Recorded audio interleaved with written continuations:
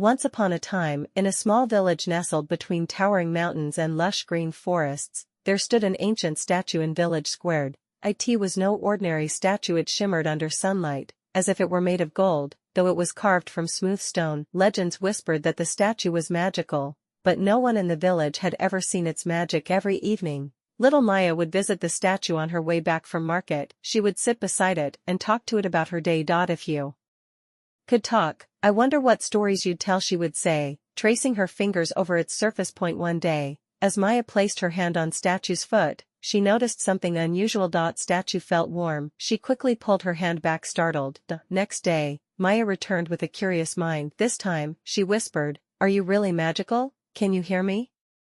And to her amazement, statue's eyes flickered, glowing a soft golden light. Maya gasped, stepping back. A gentle voice filled air, though statue's mouth did not move.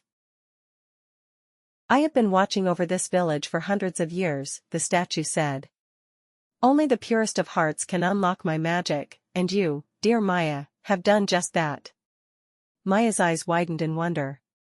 "What magic do you have?" she asked, still in disbelief.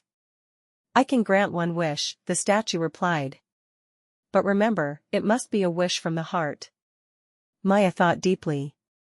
She could wish for anything: treasure, power, or adventure.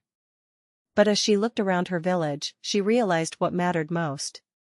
"I wish for the happiness of everyone in my village," she said softly. "I want them all to smile and be joyful." The statue glowed brighter than ever, filling the village square with golden light. Suddenly, the village felt warmer, and the air was filled with the sweet sound of laughter. People stepped out of their homes, smiling and embracing each other with joy. "Maya," the statue said, "your wish has filled this village with happiness. You have used your wish wisely, for the good of others." From that day on, the village became the happiest place in the land. People came from far and wide to feel the joy that radiated from it, and as for Maya, she continued to visit the statue, knowing that the greatest magic wasn't in the statue itself, but in the kindness and love she had shared with her village. And so, the legend of the magical statue grew, reminding everyone that true magic comes from the heart.